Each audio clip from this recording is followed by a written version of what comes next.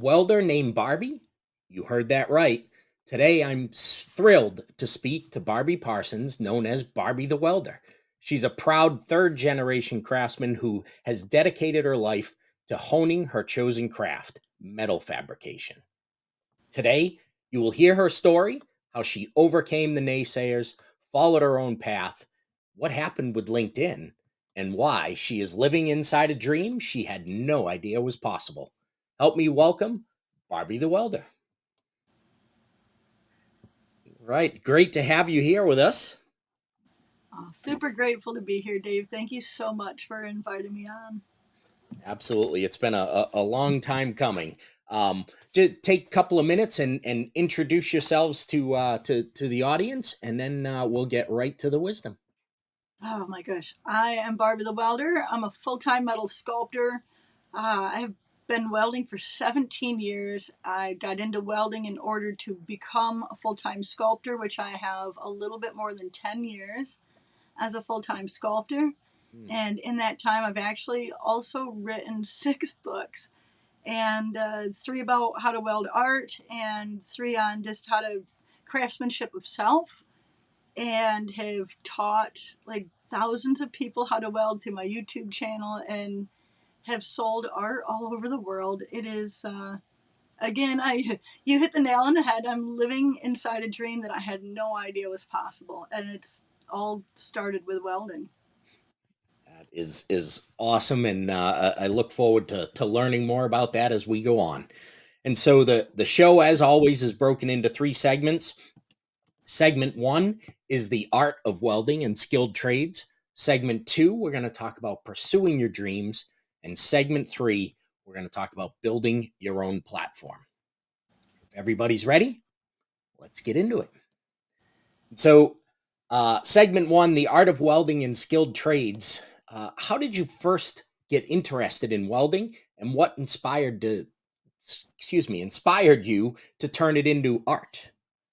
Well, going back, my dad was a diesel mechanic when I was growing up. My dad was actually a bunch of different things growing up, but what I knew him best for was a diesel mechanic. And my first love, besides wanting to be an astronaut and play basketball for the Harlem Globetrotters, was auto mechanics. And so at 15 years old, I knew I wanted to be an auto mechanic. I love to wheel cars, and I love to wrench on them, and just I love the smell of the gas and the tires and the oil and just all of the things. And so I went to BOCES and dealt with a bunch of sexism. It took me a long time, but my senior year I finally got into BOCES for auto mechanics. I was in the industry for 7 years, did everything from selling cars selling cars to like changing tires and batteries, and brake inspections. I worked as service writer, worked in a couple of speed shops, but dealt with a lot of sexism. Got out, worked for myself for a few years, did some pizza delivering in there too, and ended up hauling scrap metal and selling stuff on eBay back in 2005. Hmm. And sat down with my neighbors one day in that and was watching the movie Castaway starring Tom Hanks.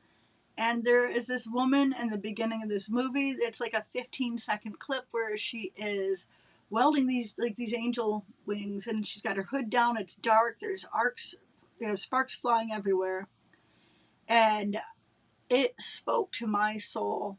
I knew in that moment, which made no sense whatsoever, Hmm. that I was meant to be a metal sculptor. I was supposed to be doing this. I had never welded before. I didn't have any art background. I didn't have any artistic abilities like that I could think of. Like it just didn't make sense. But I knew that that's what I was meant to do, and I went after it.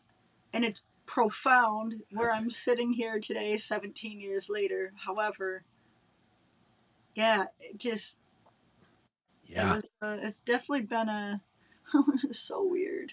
What a long strange trip it's been. That's a great story, and I can't say now. I have to go back and watch the movie to see that part, because I can't say that I ever even noticed that. But I'm certainly familiar with your sculptures of angel wings that you've done since then. So That's very cool to know where that started, and that just something that I'm sure it had some meaning in the story somewhere, but that it called you into what has become your career now. That's amazing.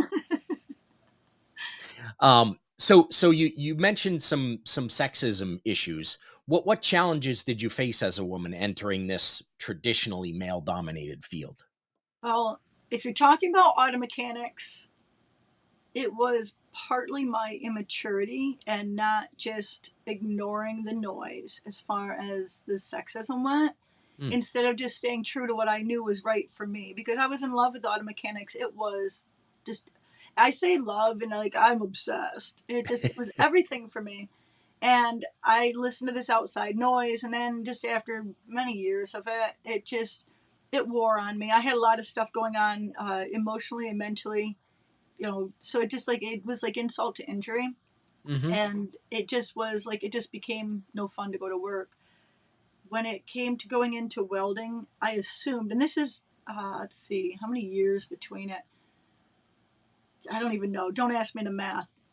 Several years between it.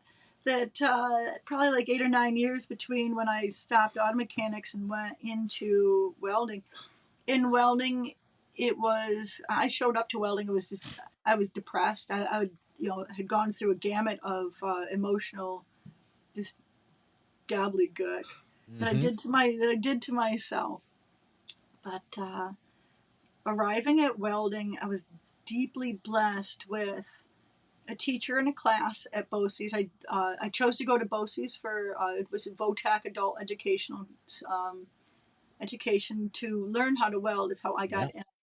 My teacher was just he taught the way my dad did, very just like don't set yourself on fire, let's go weld. And like very hands on. Yeah. It was perfect. Everything that has happened in this has just been perfect. It's profound how like just the things that have happened to Yeah. get me to today. Profound. The teacher, Mr. Ostrom, thank you, Jim. Thank you, thank you, thank you. Was just perfection. The class was, I don't even know. They didn't exist for me. It was like me and welding, and like the teacher would come over every now and then, but there was 11 other people in the class. I never had like, obviously they were wonderful, but I like it was just I settled down into welding and nothing else existed. Like Hmm. it was wonderful in getting my first job. I actually didn't know what my next step was after learning to weld, because at the time I was on welfare and government subsidized housing, and was making $10,000 a year to support my then family of five. I Wow. didn't have a pot to piss in or a window to throw it out of. I didn't know what my next step was, but I knew that this was what I was supposed to do. And so I was at school, but because I dealt with sexism, when my teacher's like, "Hey, you should check out this company. I think it'd be a good fit." I was like, "No, thanks." Because of dealing with it, I just assumed that this is Yeah. what I was going to get in any workforce. I Sure. just assumed it would be there. Um, my teacher tried to get me to go to this company a couple of times. It didn't work, and so he took the class on a field trip to this company. And once I saw the machines that were there, with the work that they were doing, it was a custom fabrication shop, like right there in my hometown, like 5 minutes away. Wow. Um, it was just I was watching like Biker Build Off on TV and Junkyard Wars, just all these fabrication Monster Garage, all these fabrication shows where they were building and fabricating, and so it was just all this fuel for me. And then I get into this shop, and here's like this 5-axis water jet, and I'm just like, oh my gosh, like this is, I'd fill out an application. Long story short, I get the job there, and it is literally like the most supportive people. They are Wow. so happy that I show up with passion and a Mhm. willingness to learn, and just like I just I can I probably barely passed the welding test. And a guy come over and just like, hey, try this. And I came over like, okay, I tried that and it worked, because I was definitely like struggling with a couple of parts of it. Mhm. And like, while while the instructor was gone, this guy's like, hey, try this, come back. And I'm like, I was able to get it by the time the guy came back, and he's like, is this yours? I'm like, no, that's that dude's, this is mine. And he goes, okay. And I think it was a test, like looking back to see, I'm Yeah. like, one, I'm teachable, and two, I'm honest. Yep. And so like it was a perfect fit and go into there, and it was they just were so supportive, Mm. and so many people, so many brilliant craftsmen shared their knowledge with me, and it was again, it couldn't have been more perfect, and I'm super grateful, super grateful. I stand on the shoulders of giants, these men and women who took their precious time and shared it with me, shared their knowledge, and Hmm. it's It's how it, lucky it am I? yeah, I mean it's a great story, and um it's amazing that all those pieces fell together for you, right? That it was a good welding teacher. It wasn't just somebody who decided, hey, I'm Right. going to make a couple extra bucks teaching a night class, right? Yeah, And that you had in your own hometown this great environment where you could go and meet more mentors and learn more about the industry in a supportive environment, when it could have easily been something that drove you away, and you never get to this point where you are in your life right now. very true. Yeah. Um, so we'll shift gears a little bit. How do you see the role of the skilled trades evolving with this increasingly digital world? Oh, that's a great question. A tradesman will always be necessary because of the soul that they put into their work. It's wonderful that we're evolving as a this is an industry, because the evolution is just it's so good for us mentally. Hmm. It's good for us to have to problem solve how to now live in this new world. They'll always need tradesmen. There's just so much heart that we have that it's just irreplaceable, and you need people to fix these machines too. So it's just going Right. to push us to it's going to push us as humans. I love that. I think it's so good for us. It'll push craftsmanship to a level that we've never seen before, because I can speak for myself. It's just that there's just such a joy in that, and knowing that someone can like look at my sculpture and then 3D print it in, I don't know, 3 hours or whatever it takes to 3D print stuff. Um, it's the things that craftsmen make. It has our soul in it, Yeah. and I feel like the observer can feel that. Yeah, that's a great way to look at it. Not the answer I expected. It it really is a different perspective on how the digital world can interact with the tradespeople.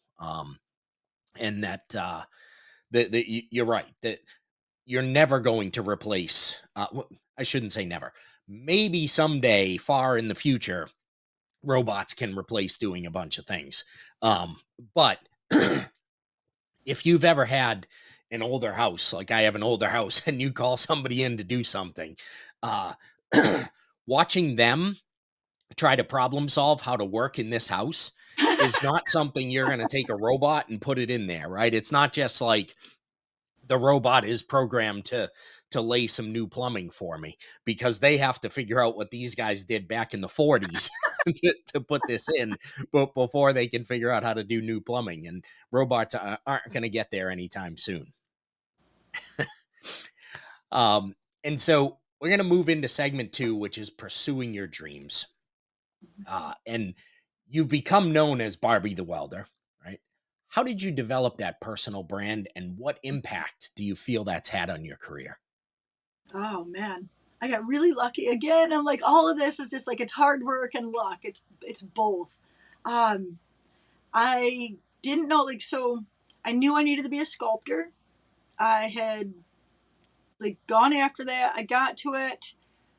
Quit my job as I welded at that company for 5 years. Got my iron, journeyman iron plate and sheet metal, but Mm. quit my job to be an artist, and had no idea that I had to sell stuff.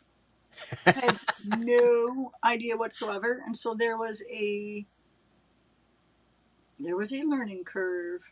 Hmm. There was a very steep learning curve there, and I'm like, as I just go back mentally to that space, I'm I, just ju- like, I just, terrifying. yeah, I just But saw you go back there. so it is. This is just, it's such a personal journey. I didn't know what I didn't know. Hmm. So I find this, somehow I find this local entrepreneur group, and it is a gentleman who, he's the lead lawyer in town. He owns this law firm, is like the head lawyer. And then there is a gentleman who owns just owners of big companies in our very small town, and it's companies that I've heard of and I know about, but I never thought about people behind it. Hmm. Go to this entrepreneur meeting, and I'm like, the first 3 or 4 meetings, it's literally just a foreign language to me. I have no idea what's going on. I just, they're talking about ROI and all these business terms that I just don't even understand. And all I've got is my business card, and I'm just like, it was actually Wonderland Welding when I started. It was Barbie Parsons, and it was Wonderland Welding, and so Alice in Wonderland. So I hold up my little business card and I go, how can I improve this? That's all I had. That was my only tool, was that one card.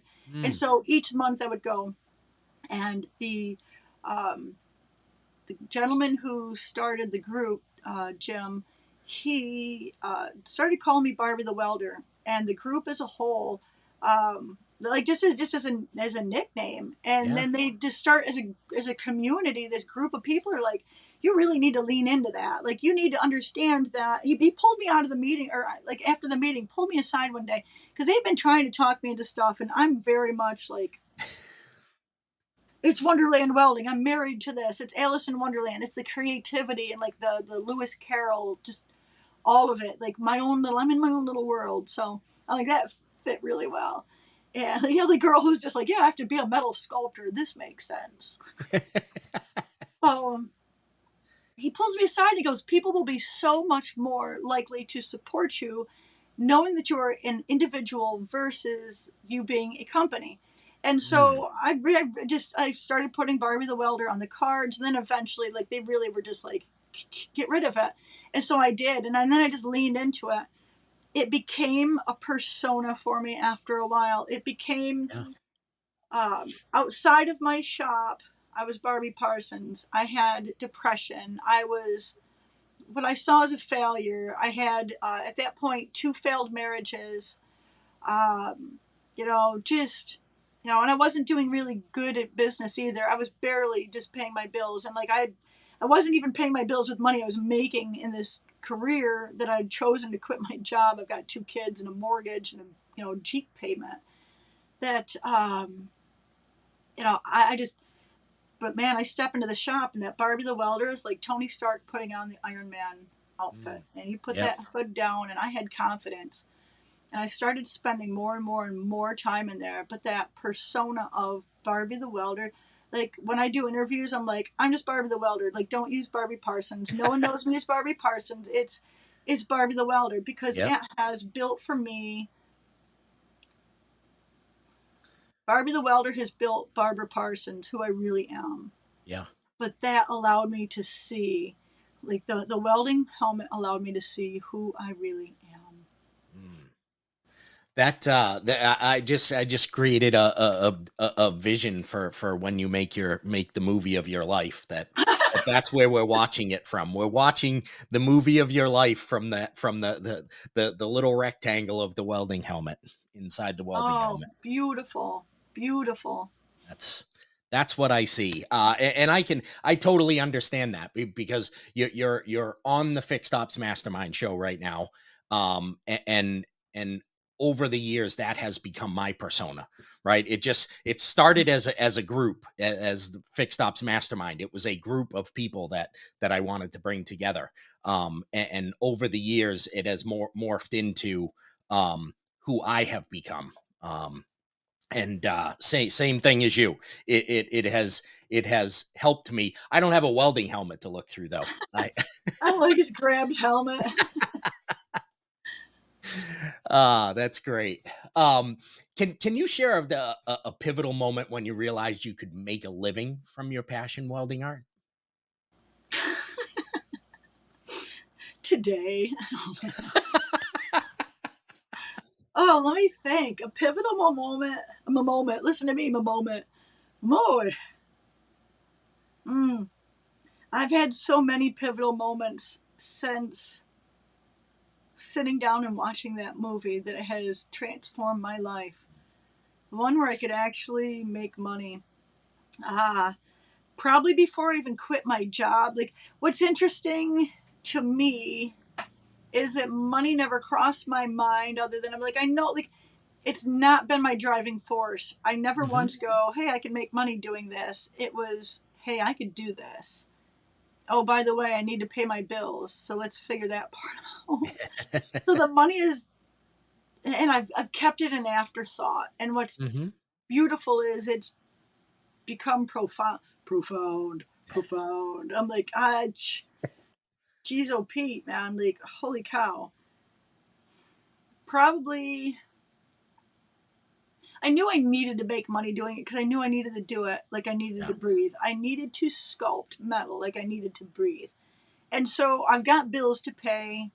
I would have to say, before I quit my job, and one of the reasons it was so like I can quit my it's go time, because I knew I was going to quit my job before I even took it. The whole reason that I went into welding was to sculpt metal. There was no other, like, everything I've done in my career has been to sculpt metal. It was Yeah. learning the art of welding and fabrication. It's get to that, but the I landed a couple of jobs. A local gun shop needed security windows. Well, they needed a security cabinet. Then 8 foot, 2-piece 8 foot cabinet with a display window at an angle. Landed that job, and then they also needed the security windows and the bars for the windows and doors. They'd Yeah. gotten broken a couple of times up until that point. Not since then. They're safe. Just so you know, like, they had a couple of break-ins, and not anymore. So proud of that. I'm so happy for them. I landed those two jobs. It was with one person, right? They're like, "Oh, that was good. Let's hire her again." Nailed the crap out of that, and then I was just like, you know what, I got this.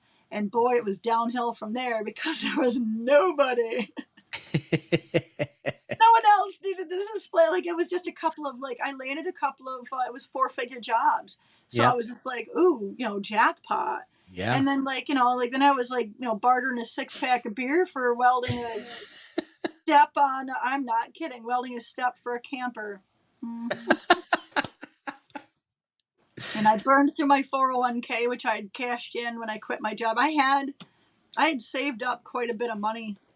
For me, it was about I think about 9 months, 6 to 9 months worth of income. Yeah. Uh, that, like, because I knew I was going, but it was just like a thing. But yeah, it was. I burned through that pretty quick, and down to 2 figures in my bank account, $35, and a mortgage to pay. So it Boy. was terrifying. And I think it wasn't until I quit my job September 1st, 2014, to go full time as an artist. And I don't think it was until about 2018 Mm. where I knew I could really do, like, this is really something. Yeah.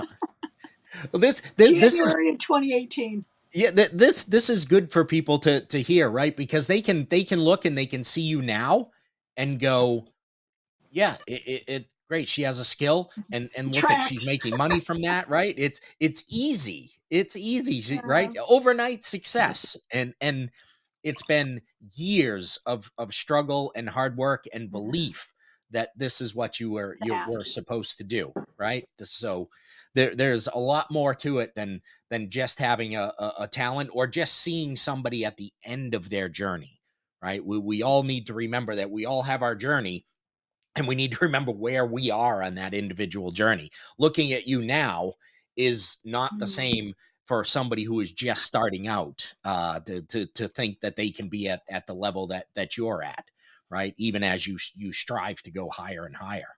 Oh, they Uh, absolutely can be exactly where I am. It's patience with yes. yourself. It's the patience with yourself, with where you are, Hmm. and just patience with all of the things, which I Yes. have just recently sculpted patience. It's a physical sculpture, but Yeah. also as patience with myself. It Mm. is that has brought me so much peace. That right there is having patience with yourself and understanding, and that right there and the work ethic. And you do those two things, man, and guarantee you, you could definitely get where I am. And be in love, like be in love with what you're doing. It cannot be doing Yeah. things in anger. It's be in love with it, like lovingly obsessed. Put in the work and be patient with yourself. And with those three things, like anything. And I'm telling you, like this is just a tip of the iceberg for where I'm going next. Yeah. But like to sit here and just to have that moment where I'm like, oh my god, like, do you understand where you were? Like it's a I have a picture of the tent I used to set up and sell in, and it's redneck AF. It's completely like it's red top. I've got one silver side, I've got one camouflage side, and I've got I think that's a like a there might be two camouflage. Like the tent is just and here I am trying to sell art, and to see that, and then to look at, and to look. I keep that. I've got I think it's like 12 by 17. I've got that in my shop where I can see it. It's something that it is a definitive, Yeah. definitive mark. That day was so cold. It rained. Me and my son were so cold we couldn't hardly sleep. Yeah, this and I like to get here where I'm sitting in my shop every day, nice and warm in South Yep. Florida, and I lived in the back of my truck traveling up and down the East Coast Mm. with my youngest son at the to and welded live, and welded did a live welding show, and like all the grind that is just you can't see it sitting here, but man, Right. like that picture right there is that'll probably be the cover of the movie. There you go. That's how it starts. Yeah, that was man. Looking back over, and I think that's an important thing for people to understand and also to recognize is like um, when you're like me, I'm news to the grindstone. I'm constantly like done next, done next, done next. There's so it's look up and look Hmm. back and look at how far that you've come. Like Yeah. debut with this podcast and looking back and like just hearing you say like it started out as a mastermind, Hmm. like look at how far that you've come and what you've created since then, and that celebration of the journey that you have Yeah. gone on. I think it's so important to celebrate that and Hmm. to just remember that, like remember how hard it's been, remember how far you've come, but also Right. give yourself grace as you move forward. It's like that, like where I am today is going to look like that tent in another 10 years from now. Right. I'm Yeah. just like that, and maybe it's a year from now because things have been speeding up. Slow is smooth and Yep. smooth is fast. And I've Yeah. slowed down a lot in what I'm doing, Mm. and just the obsession has changed as far as where I'm putting the pressure of the obsession, Yeah. if that makes sense. It does. It does. And what advice would you give to someone who wants to turn their unconventional skill or hobby into a full-time career? Go for it. Go for it. I'm a and listen, and your results may vary. Let me just start this off with your results may vary. This is my experience. Hmm. Um, I didn't have a plan B. I did not have any other option, and I knew that this was where I was supposed to be. It doesn't make sense to anyone looking from the outside, and there Yeah. was a tremendous amount of noise, and you will hear noise from the Hmm. outside. It is so important for you to stay true to who you are inside and what you know is right for you, as long as you're not hurting anyone else. And there might be people like my mom and dad were hurt, and like this is a subjective thing. Yeah. My mom and dad were super hurt when I quit my job. They were deeply disappointed. They weren't mad, they were disappointed. Yes. And so it is so important for you to as a human being, and this is for anything, it doesn't matter what you are doing in your life, to stay true to that inner voice, for you to listen to self, for you to shut out all the everything else that isn't your true voice, and for Mm. you to listen to that. If you know something is right for you, even though it doesn't make sense to anyone else, Yep. it is so important for you to follow that. I had no idea where I was going or what I was going to do with it. I just knew I needed the sculpt. I didn't know what my next step was. I knew the first step was learn to weld. First step. And Yeah. so it is just go after what is the first logical thing that will get me to being a metal sculptor. And I didn't know I was going to be a metal sculptor. I just knew I wanted to do whatever it was that that woman was doing. I didn't have an artist name for it. It was just do that thing. And Yep. so the first logical step, learn to weld, get rid of everyone else's voice and just listen to self. And just, there are going to be people who aren't going to understand, especially when it's unconventional, especially when, my mom and dad, the only thing they wanted for me was security. And I had finally, for 5 years, at this welding job, they thought I was going to stay there for forever. And like, oh, that's where she's going to retire from. And like, Mm-hmm. but wait, there's more. And so I had to I had to ascend my own judgment of what are you thinking, Mm-hmm. and also their judgment of what are you thinking, Yeah. and stay true to self. That is just such a thing. Work hard, work smart, be thoughtful in what you're doing, but you have to.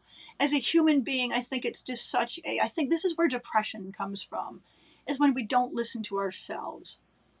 We depress ourselves. Mm-hmm.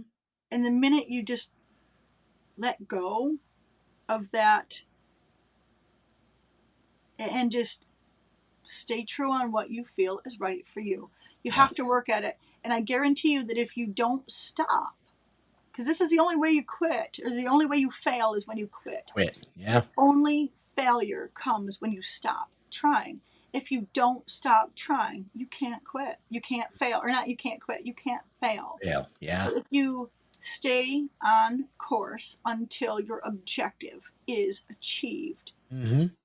right? There's no failures here. There's just, I failed my way to success. I had a lot of stuff that did not work. Yeah. I'll pivot, pivot, pivot, pivot, pivot, pivot, and then just keep going. But if you know something is right for you, then just stay the course until you achieve it. The fear behind failure is such a beautiful gift. And this is where people won't start. It's like, oh, what if I fail? I hope that's terrifying for you, because that's motivation. That's Yes. the fuel for success. When I had $35 left in the bank, I had no income, I had no ideas on how, just nothing. And then like this opportunity for a show, like I had paid $50 to go and set up at this show. I had one other show I set up at with my janky awning. Just looking back at that, I'm like, people are gonna like catch something coming in here. Like, what are you thinking? Like, no, like here's a handy wipe. Wash your hands before you leave. Just, yeah, it's delightful looking back. It's just so much Yeah. fun to look back. However, that fear of failure like rocked me to my core. I can't go back to my job. Now, I would have been welcomed back with open arms. They loved me, and I Sure. left on really good terms. I Yep. definitely, they were sad to see me go, but I couldn't go back. My kids could not see me not do what I said I'm going to do. And Yeah. so I just tightened up the bootstraps and got to work, and it was like figure it out. And so I go to this event and set up and sell, and I figured it out. It was just like I have to just, Mm. it's the relentless pursuit of dream. And it's just like anyone that's ever done anything that's been anything, it's been that happy obsession and relentless pursuit. and a willingness to do whatever it takes and to shut out the noise, and the world will like unfold for you. It's the universe will ask you again and again, how bad do you want this? Do you really want this? Are you Yep. sure that's what you want? You have to show up. Oh, goosebumps. You have to show up again and again and say, I want it. I want it. This is mine. This is for me. Yeah. Yes, yes, yes, yes. I Yep. want to be paid this much money. I want that, I want that contract. I want, and like, and trust me, there's just so much in between that, like that little tent and where I stand today. But it is again and again me standing in my power and saying, this is for me. I will stand here until Yeah. You're absolutely right. The question will be asked of you over and over and over again, if it truly is what you want, and it's how you interpret that message. Is that message saying to you, it really isn't what you want, so you should go and do something else, or is that message there to get you to deep inside reinforce that this is what I want and this is my path? put the helmet down and go to work. You There you know go. it's what you want if you're standing anywhere close to it. You That's know right. it's what you want. You know that's what you want. You go after that and you don't let anything or anyone you stand in your way. It's Hmm. I want it. This is mine and I'll do whatever it takes with love for self and Yep. with love for everyone else. Just and respect because we're not, it's just not a like F you. It is and it's not like an F you. Like I know this is for me. With all due love and respect, I must. Hmm. And the universe will, and it, like you will interpret if the universe says you really want it. A lot of people will interpret that as I failed. Like it'll be like like you get kicked in the teeth and you get kicked in the teeth and then like you get another bill that you didn't expect and then all of a sudden $35 in the bank and you have to step up and say this is not a sign that this is not for me. It's a sign that this is for me because the universe wants legends. It wants legends. It doesn't want like mediocre people. It wants people who because we need this. Like the world needs heroes.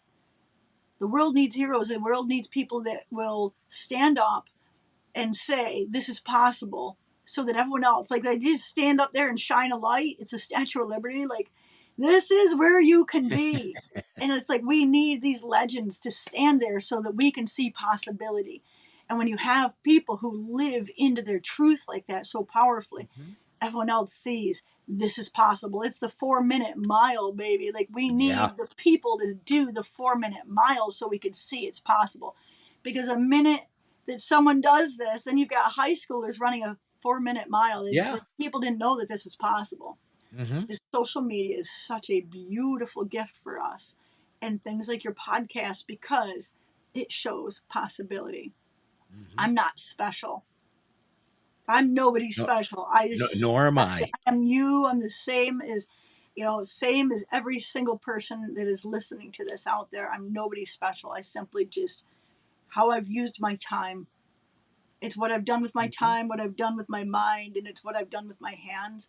This is for you. And it doesn't matter if you have one hand or no hands, like you could still do this too. Like literally you could still do this too. Yeah. It's just what are you doing with your time and your mind? Hmm. This is how legends are made. Absolutely. And so you just mentioned social media. So we'll move into segment three, which is we're going to talk about building your own platform. And so you experienced being deplatformed on LinkedIn after gaining over 30,000 followers, and I was one of those followers, and I was watching the journey of you of you coming up, and then you just disappeared from my feed one day. And I never considered that you were deplatformed. I figured you went another direction, right? And deleted your account and moved on to something different. But how did being deplatformed like that affect your business and the rest of your online presence? Well, I want to start off with saying it's definitely my fault that I got deplatformed. They did give me a warning and I didn't take it seriously, Hmm. but it made no sense to me. So My LinkedIn name was Barbie. Look at this is where my LinkedIn name goes. Yep. It matches. My LinkedIn name was Barbie the Welder. I didn't Yep. have my government name on there. They Yep. told me that I need to put my government name on there. I had 90% of my business was coming from LinkedIn. Mm.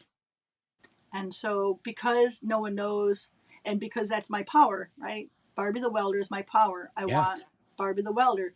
That is my artist name. That is my business name. And that is the name I want out there. I don't want to. It's confusing if you go to this platform, it's this name, and it's this platform, it's this name. Absolutely. So, LinkedIn did warn me not once, but twice. And then I really didn't think it would happen. Yep. However, it is my fault.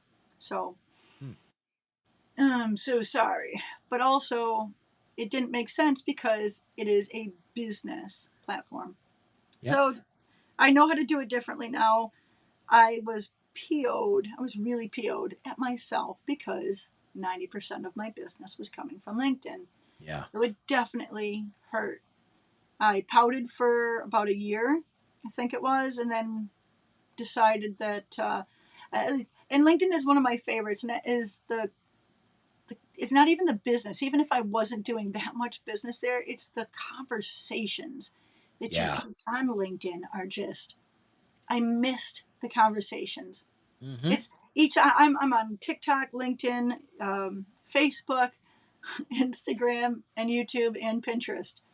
I love social media. I love each different platform brings a different energy and Yeah. has a different, it just has a different energy. And Yep. I am definitely someone who, well, I'm energy. And so I love the variety. I'm Aquarius. I'm like, I love the variety. It just feeds like all the different, I get to go in and wear different hats on each different platform. It's Yeah. brilliant. Um, I love LinkedIn. And so I'm almost at 3,000 people. I've been on there. I've been back up now, I think, since January. I think Wow. it has been. And so in that time, and it'll grow. It'll grow back up. It'll be way bigger. And like Yep. things happen, like it's viral. It's under Barbie the Welder Parsons. It's my like if you go to like linkedin.com/, it's like the OG Barbie. Yeah. Like they won't let me and like I can't even get to my business page. So like the Barbie the Welder business page, it's on LinkedIn. They won't let me connect to it.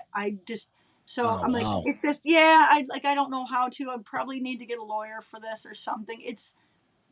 Hmm. And I don't want to. I want it to just Yeah. be like, this is mine. It should be like I've earned these followers. I should have those. I've earned the respect of people. People want to see me. And Yep. it's the principle, but however, like life isn't always, like business isn't always about principle. Yeah. So I'm not sure how to fix that part. But social media has been profound in business, Yeah. and I'm deeply grateful for every platform. And I'm super grateful to LinkedIn. Like, even though that happened again, it's my fault. I'm like, I got to go back in and go, dude, I'm sorry. I mean, like, I could have had 30,000 and 33,000 followers by now had I, Yep. followed the rules. And that's like, Sure. can't get mad. Can't get mad at that. It's just like, okay, man, like you really did that to yourself and you got to go Mm-hmm. back to work and go figure it out. Yep. And what's beautiful is everything happens for a reason, and the best gift is this. My other LinkedIn page, I was building it based on welding, which I'm a welder.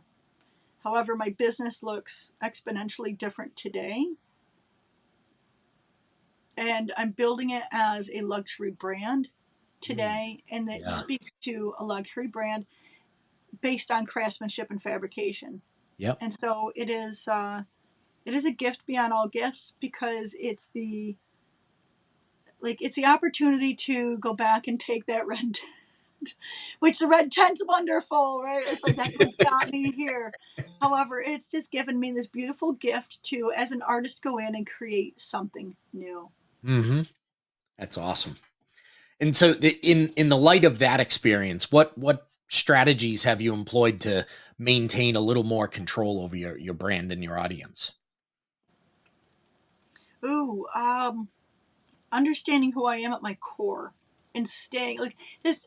as a human being, we have a brand. It doesn't matter if you're an artist or not. Like, it's a, my fiance has a brand. It's like everyone just has their, it's like who they show up as.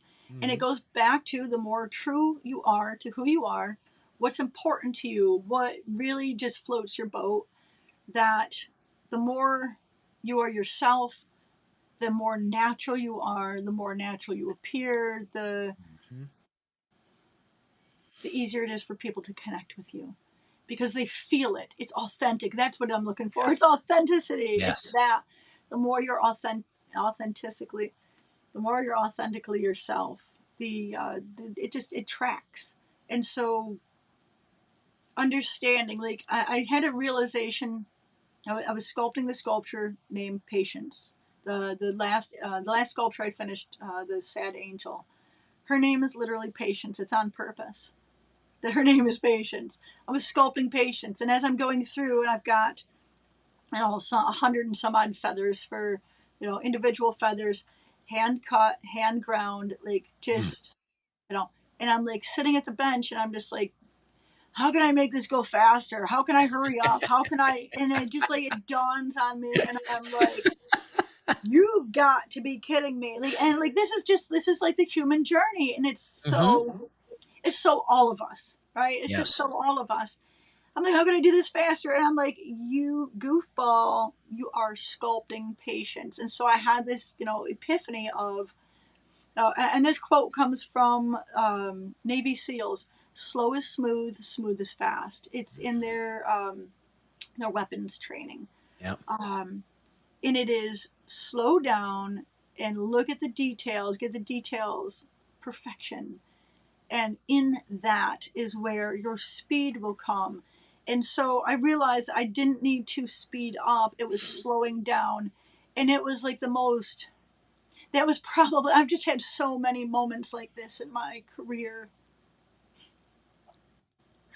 that has blessed me, but that one was Mm. so profound. And it is just Yeah. slow is smooth, smooth is fast. It is slowing down and centering self on what's really important.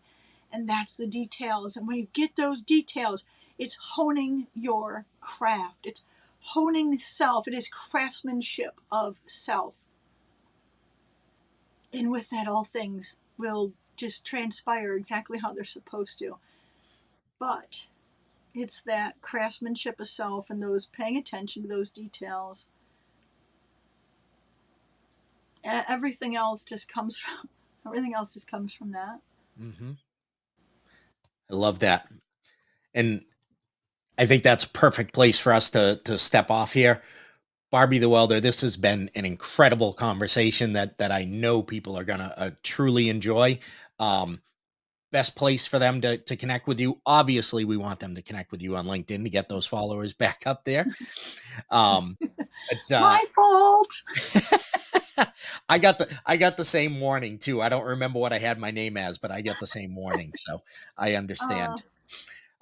Again, grateful for your time with us, and everybody head over to LinkedIn and make sure you follow uh, Barbie the Welder Parsons. Um, and for everybody out there, we'll see you next week. Thank you. Don't forget, you can go sign up for my newsletter on my website, barbiethewelder.com. That's a great spot. You can learn about the books that I've written. You can learn about the sculptures that I'm currently working on, a lot of behind the scenes, and where I will show up for an unveiling. Awesome, we love it. Again, grateful for your time. Dave, I'm so grateful for you and for your listeners, and thank you so much for taking the time and wanting to get to know me. It means the absolute world to me. Thank you for all your hard work in the industry. I'm so grateful for that. It is Thank you. people like you that are champions for our industry that just make it absolutely what it is. And that is a wonderful place to thrive and grow.